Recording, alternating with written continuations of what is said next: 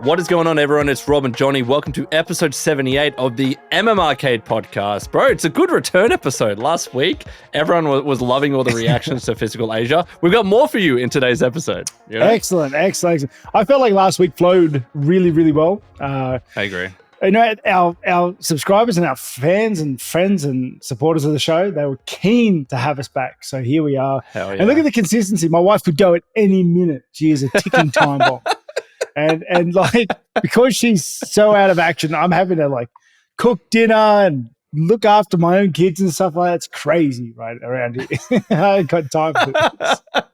And you are still finding time for the podcast, bro. Here I am. I'm doing Hell yeah. Well, look, we've got another packed episode this week. We've got our reactions to UFC Qatar, a fight night there, Arman Tsarukyan in the main event with Dan Hooker. Also, we'll talk about Ian Machado Garry versus Belal Muhammad. We are going to be doing that full kind of breakdown of Physical Asia. I got a bunch of questions from the last episode that you all left in the comments below. So thank you so much for that. And Rob's going to be answering them and giving away more secrets from Physical Asia while we're watching, playing, and reading, and of course, viewer questions. So if you are new to the podcast, please like, subscribe. It really, really helps because, Rob, I think we're about to hit 40,000 subscribers on the podcast. It's crazy, bro. That's wild. That's wild. This was just a gimmick to, have fun with, and just honestly, it's not hard. Like just jumping on with you and just talking shop. It's a lot of fun. And then I thought, like, we bring in the guys that enjoy listening to us yap on as well. So we're all here for the same reason. It's good. It's good to see us creeping up. I want that statue that you have at the back of your backdrop somewhere that I know it's hidden away. Yeah. I want it. Yeah. We'll get very, very close after this episode, but let's get right into it with our reactions to UFC Qatar in the main event. As I mentioned, Arman Tsarukyan defeats Dan Hooker via submission and arm triangle choke in the second round. Bro, what do you think of this fight? Mate, I guess I was surprised by a couple of moments in the fight. I thought, out of the gate, we saw Dan Hooker trying to utilize his reach and range to keep Arman away. Okay, we saw him. Like, I was surprised. Oh no, I'm not. I was surprised to see Arman throw that body kick. Just because I didn't expect it from him, but it makes perfect sense him throwing that body kick because Dan's not taking him down. He doesn't want to be a part of that realm.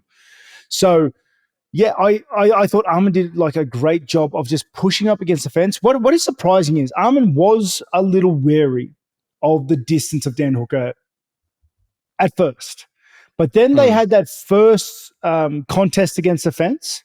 And it feels like to me, and tell me if you felt the same or differently, that Arman after he pressed up against Dan, had him on the fence, Dan got off the fence, Arman crept into that space of Dan and never left it again. Yeah. Does that make sense?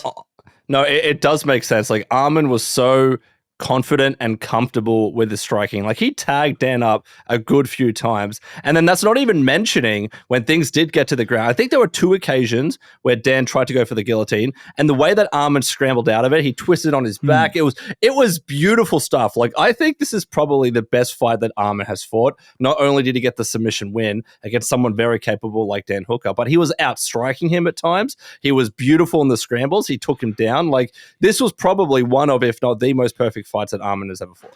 Well, that's what I mean. So, like, there wasn't a lot of action because Arman was kept outside that range by Dan's, kicks and whatnot, and the Dan switching in this long range.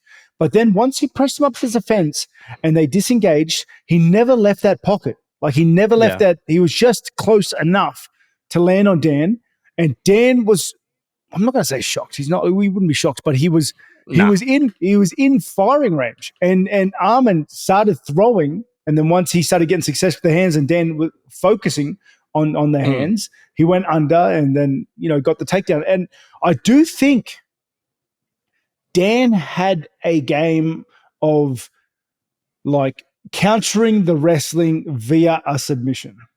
Okay, I do think Dan's counter to Arman's wrestling was the guillotine. I do. That's just the feeling I got from that, because he went for both occasions and to disastrous effect.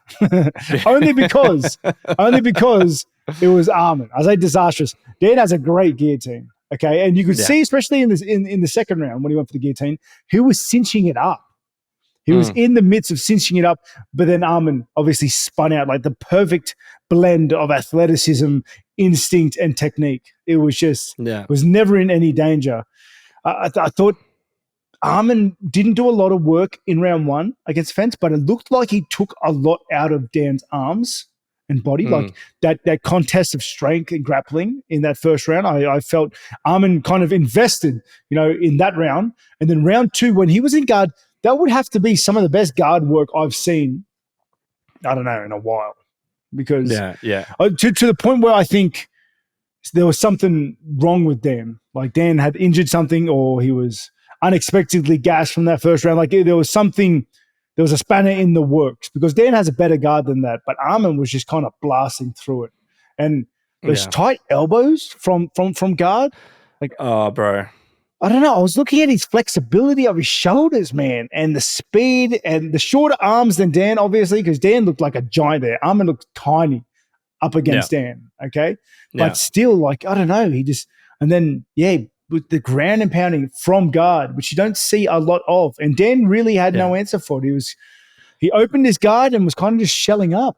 You know what I mean? The thing that I really appreciate about Arman's ground game is that he's always trying to throw the elbows. He's always trying to engage in ground and pound, even though there's a risk that obviously he's going to let go of the position. But he never ended up doing it because he's so athletic and quick, and he's usually able to regather. So honestly, perfect fight from him. And obviously the conversation now shifts to who's going to be fighting Ilia Topuria for the title. I think that there are two very clear options. One is more clearer to me, in my opinion. Arman Tsarukyan, he was already ranked 1. He's going to stay ranked 1. It should be Arman versus Ilia. They got the beef going as well. I think that's the obvious one. It's not going to be Charles. It's probably not going to be Max Holloway. It shouldn't be Justin Gaethje. The only other serious contender that people are talking about, who somehow keeps inching up the rankings, even though he's not fighting, which is crazy, is Paddy Pimblett. So I ask you this, Rob. Should it be Paddy or should it be Arman Tsarukyan against Ilia? Nah, Arman. It's got to be Arman. Because he was in contention, got injured, had to pull out. And then fought his way to contention. He beat, exactly what I said. He fought his way back to contention. He deserves the shot now. Paddy, I think Paddy's doing amazing stuff, but we've seen a growth in him over the last couple fights that were exponential. You know what I mean? I want to see him fight one more of the top 5 opponents sort of guy. I want to see him fight Oliveira. I want to see him fight like Gaethje. I don't know what Gaethje's doing though, so I don't think we'll see. Gaethje's just been like, if I don't get the title opportunity, I'm retiring, it's a silly thing. It is, and I'd like to see him fight Max even, because those fights get him to the title. And I want to see him get to the title because, like I said, the growth of him has been exponential. He's just that fight against Chandler, he dismantled him, and the fight before that, we saw that focus, that they're zeroing in to what he's got to do, or the hype that went around him at the beginning kind of got to his head, but he cleared it out. I don't know. It's really good to see. Really good to see. Arman, I think, is undoubtedly the next one in line. For sure. And I just, even though past me kind of wanted to see Paddy versus Ilia just because of the beef that they have, and it would be very, very exciting, I just can't say, Paddy, you get the title opportunity after beating an old weathered Chandler. Do you know what I mean? Like, it doesn't feel enough. He needs to fight a legitimate top 5 guy. So whether it is, you've literally got Gaethje, Holloway, and Oliveira. There are 3 prime contenders there. In my opinion, the more exciting out of all of them. Like, Oliveira and Paddy would be crazy, even against Holloway too. I don't know what you do, but it has to be Arman versus Ilia. I'd love to see Paddy Oliveira. It'd be so good, right? On the ground. That's a great fight. Because aside from that, I want to see Arman fight for the title. Yeah. I want to see that fight. I want to see that fight. Hell yeah. Well, look, let us know in the comments below, 1, what you thought of the fight, but also 2, who you think Ilia should be fighting next for the title. Is it Arman? Is it Paddy? Or is it anyone else? Please let us know in the comments. And of course, for the co-man, we had another fight with some pretty significant consequences for the division in welterweight. Ian Machado Garry defeats Belal Muhammad via unanimous decision, 2 30-27s and 1 29-28. Rob, can I get your opinion on this one too? Mate, Garry was just working his range game to the highest level. And he had that. We sort of he's always kind of had that sense, but his hips are so far away as well, so there's no clean shots. His ability to control the distance was top shelf. Those oblique kicks, just he throws them so fast and powerful. The calf kick to off balance him, landed some really devastating ones in the first round. And one calf kick will throw you off your entire game. Like one calf kick. And he dropped Belal with a calf kick. Yeah, and dropped right to the ground. Belal ate a few.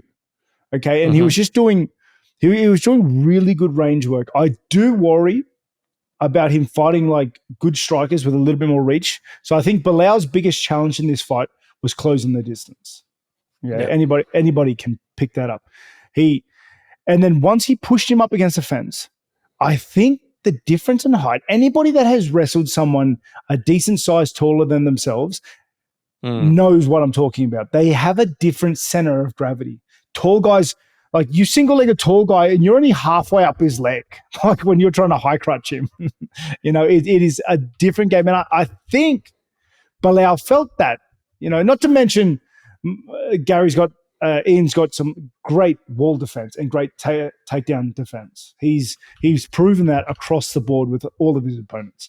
But I think Belal, he loves walking his opponents down, pushing him up against the fence, bullying him there for a bit, getting the takedown, bullying him there for a bit, and rinse and repeat until he gets the victory. He couldn't close that distance safely or for free. He was getting hurt constantly on the outside, constantly on the inside.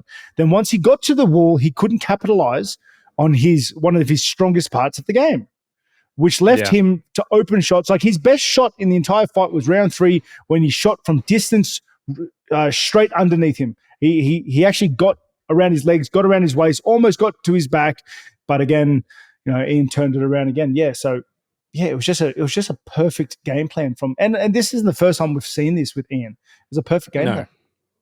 Honestly, I think generally people do underestimate Ian Machado Garry. Like I just want to list some of the wins that he has had, because the next discussion is, of course, who's going to be getting the next welterweight title fight against Islam Makhachev. He's beaten D-Rod, Neil Magny, Jeff Neal, Michael Venom Page, which is a very, very underrated win. The fact is no one else has been able to beat MVP, but Ian Machado Garry did, and it was a clear victory. He obviously lost to Shavkat, almost submits him in the last round, but he lost to Shavkat, and then he beat Carlos Prates and Belal Muhammad, right? And Belal Muhammad, just the champion. So Ian has a very, very strong case to be fighting for the title next. And then you have Michael Morales, who's beaten Sean Brady, who was number 1 ranked, or he was 2 before, he was 1, but then Belal went down. Neil Magny as well, Gilbert Burns, Jake Matthews, and then Carlos Prates, Jeff Neal, and Leon Edwards. There are 3 very clear contenders here for the title next. Rob, I got to ask, who do you think should be fighting Islam next? I don't know. It's hard. It's hard, bro. I just don't know. Because I feel like all 3 of these guys are kind of in the same boat. The only thing I'll give to Ian is that he fights anyone, anywhere. Short notice, doesn't matter. Short notice. Yeah. He'll fight as many times as the UFC want him to for the title. And I feel like that needs to be that attitude needs to be rewarded. Not that anybody else doesn't, but he's done it. You know what I mean? Every fighter fights anywhere, anytime, but he's done it. We've seen him take fights on short notice and take hard fights, unnecessary fights, and still go through with them, like with Shavkat. And you just can't, in my opinion, put Carlos Prates ahead of him when he's literally beaten Carlos. That's just straight out unfair. Exactly. So in my opinion, it's either Ian Machado Garry or Michael Morales. And if you go by just how exciting their wins were, obviously Michael Morales destroyed Sean Brady. So I'm very torn as to who I would like to see more in there. But just imagine the build-up. Like this, I'm not saying it's Conor versus Khabib 2.0, but it's as close as we're going to get. So why not? Let's do it, right? Get Conor in Ian's corner. I don't know if they're friends or not. You have Khabib in Islam's corner. It'd be exciting, bro. Morales, he's on a roll. He's steamrolling now. And that, people get on board with that. They jump aboard the train that is, Morales right now. I don't know. But here's another tricky question. Does anyone really handle Islam? Oh, dude. Honestly, dude. I don't know. This is the thing, right? Even Ian Machado Garry in his victory speech was like, Belal couldn't take me down. Islam, you're not going to take me down. We've seen that Belal is not the wrestler that Islam is, all right? He was able to take down JDM a couple of times, but he could not keep him down there. Islam completely manhandled JDM for 5 rounds. Islam is a whole nother level, so he's going to take Ian down for sure. I think Sean Brady's wrestling is better than Belal's. I just think Belal is better. Like his styles make fights. I think Belal's style of just that box him up, walk him down, pressure takedown, ground and pound, pressure takedown, box him up, walk him down. You know what I mean? Yeah. Like that is so effective against certain types of fighters. It's super effective against other wrestlers. Yeah. Okay. But like with guys that can control the space and control the distance, so I don't think Belal's a true look at wrestling defense from Islam. I think Islam still has that mystery wrestling power, the same thing that Arman has at the moment, the same thing Chimaev has at the moment, same thing like that Dagestani Russian wrestling that is the mystery to everybody. Like people who invest completely into the wrestling and the takedowns and the ground and pound, it is tricky to overcome right now. Like it is a tricky game to try and work out. For sure. And look, I want to say this, and I wonder if people in the comments agree with me or not. Do we think that Ian Garry versus Islam is a bit more competitive? Because I just don't know if Islam's going to be able, Michael Morales is going to be able to handle the ground game and the wrestling of Islam as well as Ian can, because Ian can just show he can keep the distance. He's really, really tall. But Michael Morales is really tall as well. I don't know, man. Let us know your thoughts in the comments below. I am interested in seeing what the kicks do to Islam. So Ian's oblique kicks, his low calf kicks, his high kicks, he utilizes his kicks really well. And we've seen Islam get leg kicked before, like especially Volk utilized it in their first fight quite well. So, I don't know. I'm curious. I don't know. Islam's on a tear right now. No one can stop that wrestling right now. Yeah, I don't think anyone beats him, but they are going to be exciting fights. So please let us know in the comments who you think should be fighting Islam next. And other fights on the card, we had Volkan Oezdemir defeating Alonso Menefield via knockout. We got Miktabek Orobai. I know, Volkan's back, but this whole, like the rest of this main card was incredible. So Miktabek Orobai defeating Jack Hermanson didn't get the performance bonus, but he did it by knockout, which is crazy. Waldo Cortez Acosta on short notice, knocking out Shamil Gaziev by knockout, right hand. And then Kyoji Horiguchi is back defeating Tagir Ulanbekov via rear naked choke submission. It wasn't the best night for the Dagestanis tonight, but what a great rest of the main card, bro. Dude, it was actually a banger card. Yeah. So let us know what you think about the rest of UFC Qatar. First time in Qatar, by the way, so very, very exciting. But aside from that, bro, let's jump on to what we're watching, playing, and reading. We are going to be answering your Physical Asia questions. That is in the next section. Game segment. But Rob, games, what have you been getting up to, bro? Okay, have you been able to play anything? If anyone complains about the Physical Asia questions, I said we got to keep the basic structure the same. It was messing with my OCD. Okay, we got fight stuff, game stuff, then everything else. Okay, so let's keep it standard. Okay. Have I been, it's gonna be quick anyway. I've been doing nothing, dude. I've been reading nothing. I've been watching nothing. I've been playing nothing. I got nothing. I have nothing. Let's do the game section. I got nothing to talk about. I have nothing. Like my wife has been like she's like a ticking time bomb, so I can't get invested into anything. I can't be bothered finding a book to read. There's no really good anime at the moment out. Although I did jump on High Dive, the streaming service through Prime. Oh, they've got some anime that Crunchyroll doesn't have. They're all pretty average. They're all pretty average. Oh, okay. Damn. I didn't even know High Dive was a thing. That's cool. Yeah, dude. Right. But yeah, so I haven't really been watching anything of note either. Playing. Yeah. Have I been playing anything? No, I've been trying to find something to play, sink my teeth into. Yeah. But I've been struggling with like what sort of character portfolio I like. Like I don't know whether I like magic or swords or that sort of jazz. And if I don't know, you go through cycles, bro. Oh man, if I don't know what I like, I can't play a game. Yeah. I don't know. It's hard. That's fair. It's hard. But that's me, dude. We're doing nothing, man. Like, actually nothing.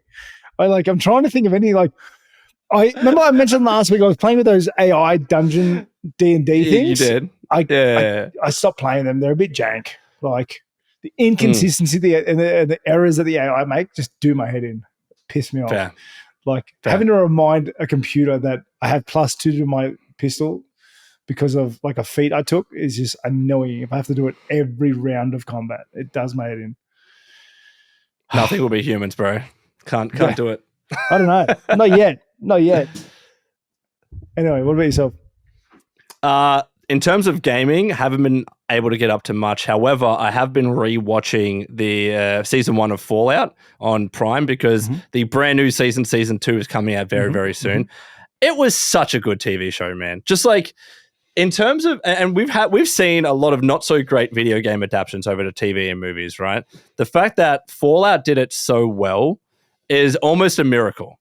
It was brilliant. I know so many people that have never played Fallout in their life that are fans of the show now. They're fans of the franchise. Many that jumped into the games, whether it was 4, 3 New Vegas, 76 or whatever, simply because of the show. And it's keeping us entertained while there isn't a new Fallout game. So I love it so much, man. Rewatching it as well to be prepared for season 2. So that's mostly what I've been up to, bro. Did you get the chance to watch it at all? I'm about halfway through season 1. Yeah. So we'll watch the series, get into it, but then we have to drop it for some reason, and then I end up forgetting that I started it. So fair. You should finish it, bro. You should finish it. Honestly, it's fantastic. I don't even know if I'm halfway through it. Like I'm at the part where the ghouls like at the town, like doing something with the town. I think that's a little bit earlier on. Yeah. But yeah, that's mostly what I've been doing, bro. And I'm going to be going to a special event tomorrow for it as well. So I'll talk more about that in the next episode. Wish I could talk about it. You've not. Rob's literally been invited to 2 events that I've been invited to. We haven't seen each other in a hot minute, and he's not been able to go. Mate, I'm in lockdown. I haven't been trading. I haven't been I've just been road running with my phone. It's just like I'm in lockdown. I feel like I'm in limbo. Like it's just different. It's different. I want to get back into training. I want to start throwing hands again. I want to get back. I want to get back. But it'll happen soon, bro. That's exactly what this is about. It's making me hungry. It's giving me that itch, right? I will say I did try to start playing something in the last couple of days, and it's also kind of a genre that I want to go find a book on, et cetera, like the post-apocalyptic sort of dystopian sort of stuff. So I tried to play Stalker 2. Oh, okay. All right. Now we're talking. How'd you go? I was so pumped to play it, and I keep getting crashes. Yeah. I have the same story with that game. I wanted to play it so bad, and I kept getting crashes. I came back 2 months later to try and play it. Blue screen my PC. I've never touched it since. Mate, I keep getting that message not enough memory. Yep. Like not enough video memory. Which is, I have the highest spec PC. I know you have a very good PC. It's the game, bro. Unfortunately, it's the game. I'm gutted because I was so pumped, man. I loved it. I was going to throw it straight on master mode, expedition mode, but expedition mode with it crashing randomly is just so sketchy. Yeah, no, you can't. No way. I was so keen, bro. I was so keen. I was like, this is what I'm going to do now. This is who I am. I'm a stalker. But no.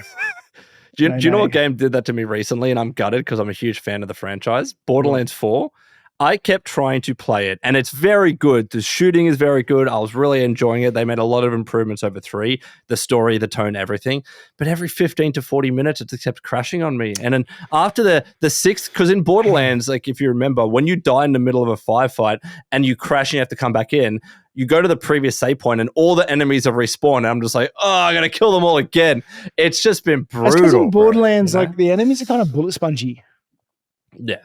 They are. It's fun though. Borderlands 4 is fun, and I hope that they fix it. I'm going to give it a go sometime soon, but they just had to get those crashes. I hope the guys fix the Stalker game, because I was so ready for that like survival, grittiness, to the point where like now I want to go find a book about survival, like post-apocalyptic. I'm thinking about playing Project Zomboid again, just to jump back into it. I haven't played the 42. I've only ever played the other one because I was hooked on multiplayer, and multiplayer is not out in 42, but I think I'm going to get started, give it a go. I want to live in that survival sort of scene, where it's like us versus them. And you know what? That's what drew me to Attack on Titan. It was like an us versus them. So you're like, good, at first, like you can't leave the walls. You can't because you get eaten. And it was like I loved that. I don't know what genre that is, but I love that genre. You know what I mean? Where it's like humanity's on its last legs against zombies, be it demons, be it something else. And like, I don't know, it's just cool. It's a really cool thing. And now I want to go look up for a book. I really don't want to spoil Attack on Titan for anyone, but you need to watch it, especially if you haven't been into anime. Attack on Titan is the one that we definitely recommend. No, we don't. Don't say we. Wow, come on, man! Don't. One of the best. Okay, you don't recommend Attack on Titan. It gets weird. Why? It gets weird. And I get you can't be like, anime gets weird and recommend some of the shit you recommend to me, bro. But because you know why? Because what drew me to it, they kind of deviated from. It was like, okay, spoilers. Okay, if you want to watch it or you don't want to watch it, here's spoilers. Okay, skip ahead to the physical Asia section if you don't want spoilers. All right, do it. Okay, go. Why is everyone a Titan all of a sudden? Why does everyone have the power to turn into a special beast? Why are there Pokemon type Titans where they've got elements and different types of Titans? Because it makes it cool, bro. That's dude, it. I don't need that. Answer. I just need us versus them. Because just make it about humans. What was it? Oh, you know what was a good anime? It was the one where it was like they used trains. The trains go from one protective enclosure to another protective enclosure. Oh, what was it? I forget what it was, but it was really cool. And there was like demon zombie-ish type things, zombies. And man, it was really cool.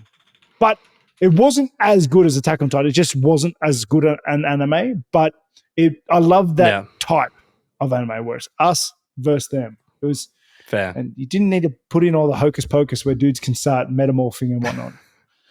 That's like the whole Attack on Titan thing. And he gets the powers because he's a Titan and he can see to the future. Yeah. There's all this thing. It was cool until he wasn't special. Man. Oh, dude, it's such a ride. I don't know. Hell yeah. Well, look, let us know also what you've been watching, playing, reading in the comments below. But as we said, we want to talk about Physical Asia. Last week, we were like, let us know your questions about Physical Asia. Rob's going to answer as many of them as possible. We are here. We are doing that. I've got a good selection of questions. Rob, let's get into it. At DDD Returns 3010 asks, Physical Asia question. How long did the entire event last? How much time between challenges? And did you get any advanced recovery methods provided during challenges? Okay, so generally it lasted as long as your team was in the competition, right? But it went quest, interview day, quest, interview day, quest. And but during that, there were a couple times when they would do quest, interview day, day off, quest. And that was generally to set up the next set or if they had to take down sets. Although they had like the entire stadium taken over in Korea, so like they had sets pre-made. Like it was wild production. And like I said, these guys don't muck around with health and safety. They had guys working on the sets 24/7. So you said in the last episode, and I want to clarify for everyone, you said in that the Sandhill Challenge that you started at 7 a.m. and you ran up the hill at 5 a.m. Some people were like, oh, maybe Rob misspoke. No, you mean that you were there for 20 plus hours. Because everything is done and it, like, credit when it's due. Everything that was shot in Physical Aid, there is no TV magic. It is one take. So when you're hearing the guys say ready, like we are, it's the same thing. Set. It's like it's the same thing. Everyone is like, and then it goes. Obviously, there are like parts that are sped up or cut to because there's a lot of different teams, et cetera, et cetera. But it was all one take. But to get that one take right, everything has to be perfect. So between events, you're standing there waiting. You're to explain the rules. You have to go to a team meeting. You never leave the event. You never leave the set. You never go to a green room. You stay there, standing, looking around. There were some long days. In terms of overall, you said it was like weeks. Or was it a month? Yeah. It went over the course of about a month. Yeah. Like obviously we weren't quite there for the month because we, whatever. Still hurt. Well, we weren't. We can talk about it now. We didn't make it the whole way through, so obviously we weren't there for the whole month. But it was an amazing experience in terms of advanced recovery methods. We had methods. We had massage on hand, like during those interview days, like between interviews, they had massage on hand, and honestly, the best part about the whole thing was the food, bro. So imagine top 3 buffets you've ever had in your life. Breakfast, lunch, and dinner. Hell yeah. Dude, that was the best part. Like the best part. That's why I gained so much weight there. I had so much mass on me. That's why Team Australia was so heavy. The bulgogi, dude. Bulgogi is so good, bro. Man. How much did you say you weigh again? There I was about 106. Far out. But I'm about 106 now too, though. So 106 in pounds, by the way, is 233 pounds. Maybe it's not. So it's heavyweight, bro. Maybe it's not the bulgogi. Maybe it's not the bulgogi. Next question is from @Carsten Schutz. Hey Rob, could you tell us how the vibe between all the athletes in Physical Asia were? Did you mix and go out with the other countries? What was the funniest thing there? We definitely didn't mix. So you got to understand, and I've seen a lot of things online where people are talking about like cockiness of Australia or the arrogance and stuff like that. Everyone in that competition was an elite athlete and had competed at the highest level of competition. So if you go there with your team, you're not trying to mingle with other people. Like you're not talking to the other teams. You don't want to be, well, this is my mentality anyway. Like Dom and Eddie, it's very hard for those guys to hate their opponents. But for me, and you saw other athletes the same, I don't want to talk to them. Like I'll be respectful and I'll shake their hands and stuff and I'll say hello. But until the competition's over, we ain't friends. That's just my mentality. And also, I know for a fact it was a lot of the other guys' mentality as well, regardless of how friendly they were come across. It was just them being like respectful. During competition, we obviously have no time to go out. Like there was no time. Like I said, with the breakdown, there was no time. And so remember, if it was quest, interview, quest, and the quest went till like 6 a.m., then we went straight to breakfast. We had 3 hours sleep before we went back for interviews. Bro. It was like a wraparound. There were days where the shoot times went so out of control that they threw in a rest day between the not the interview day, between the interview day and the next quest day, which is what I mentioned earlier. So yeah. All right. From @Tomei Vang, Rob, who were some of the standout athletes and what were the physical feats performed by that athlete that surprised you or impressed you in Physical Asia? Mate, there are so many. Top of my head, I'm going to say Eddie Williams from my team. Like, guy's 185 kilos there, dude. Like, he was the biggest there, right? Yeah.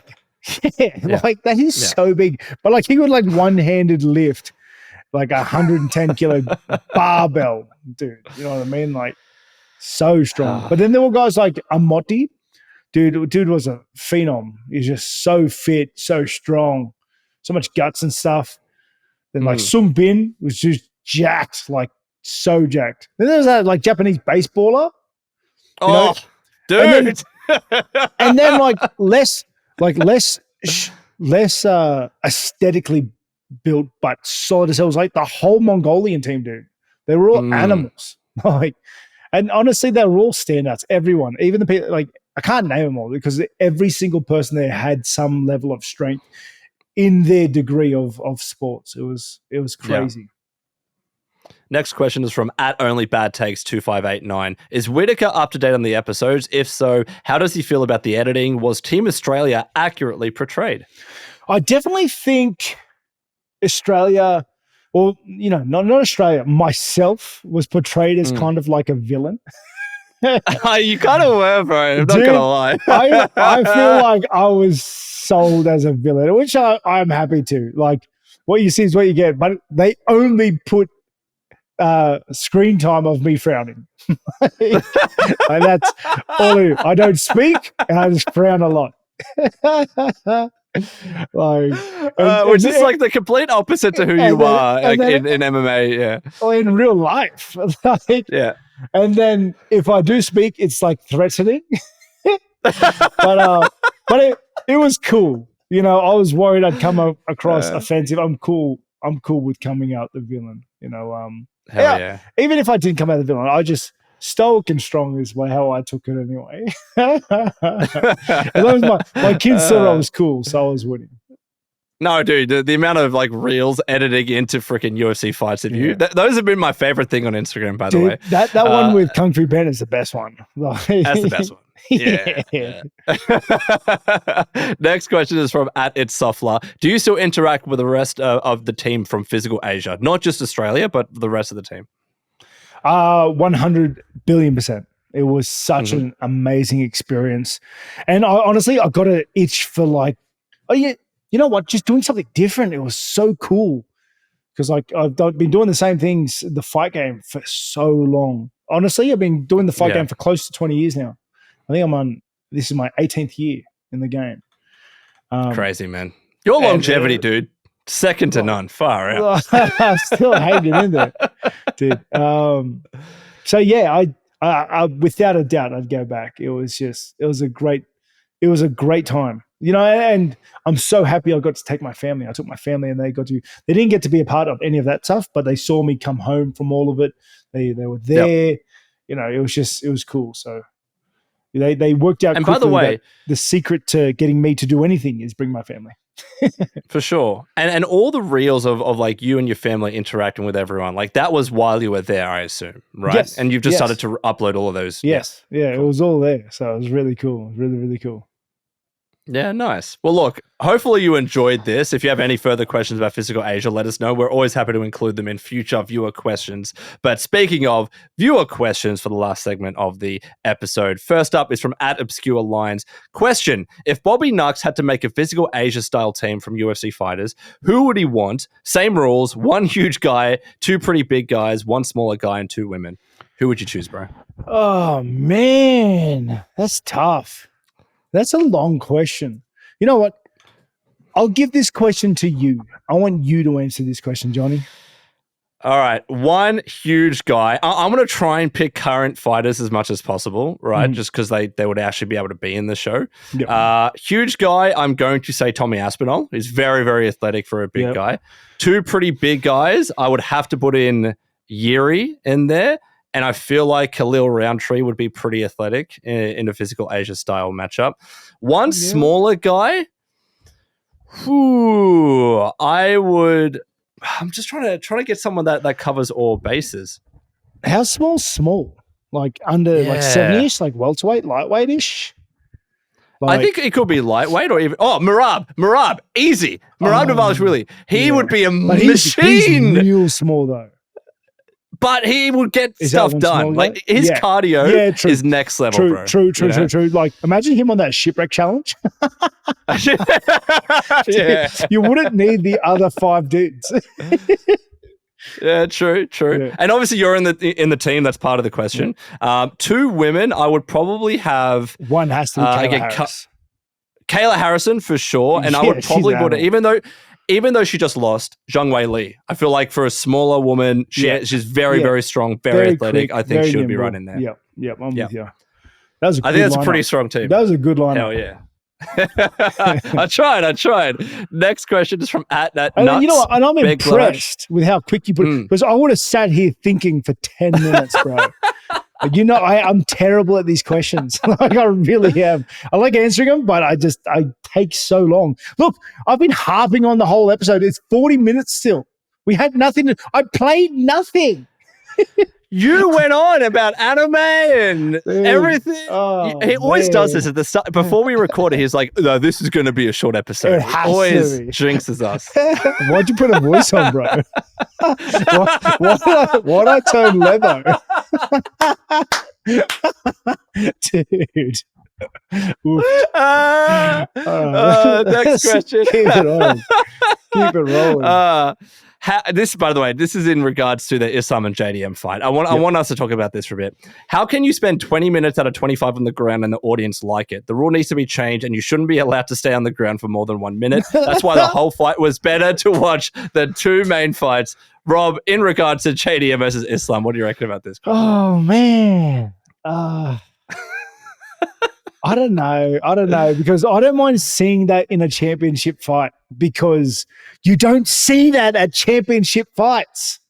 Like, the ability to hold someone down at champion level, especially like the champion. If you go in there like Chimaev did, like Islam did, and hold the champion down for 20 odd minutes, for 23 odd minutes, that is so rare. You don't see that.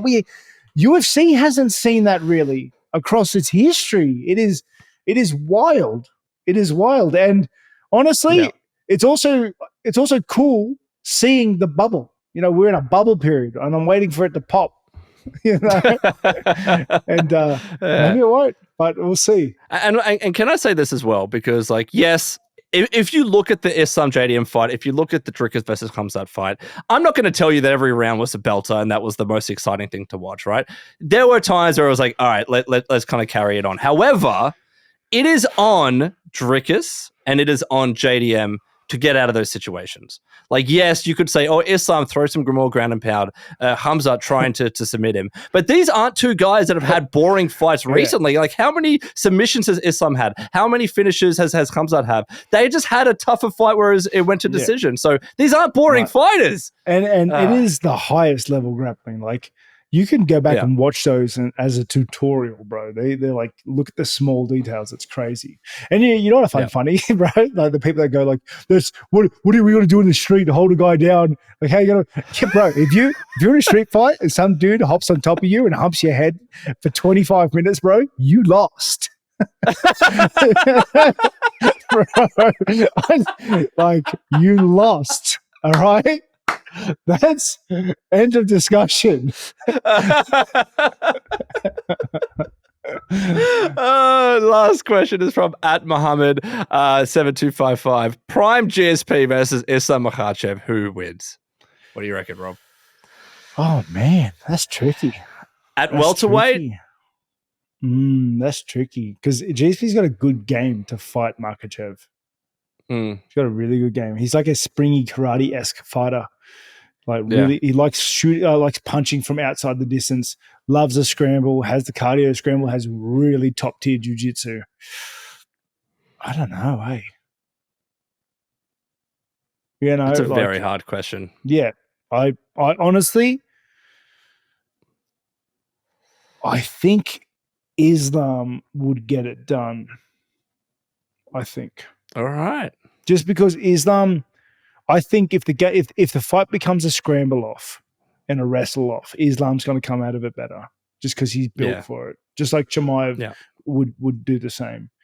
Whereas GSP utilized the full toolbox of MMA, so he utilized his wrestling and his grappling to eventually stand back up and box your head off because you're worried about the takedown. Then he'll take you back down and do the same. Whereas Islam, he'll get you down and you ain't getting back up, sort of thing. Yeah. Yeah. Well, look, that was episode 78 of the MMArcade podcast. If you've been watching or listening to this point, thank you so much as always. And Rob, can we get your closing thoughts for the show? If you are new, because we are creeping towards that 40,000 subscribers, please tell your friends, like, and do all the bits and bobs to make this, to get me one of those YouTube trophies. I want one. I want to be a YouTuber. I've seen the life they live and it's really cool, dude. It's really cool. Otherwise, thank you very much, people. Take it easy.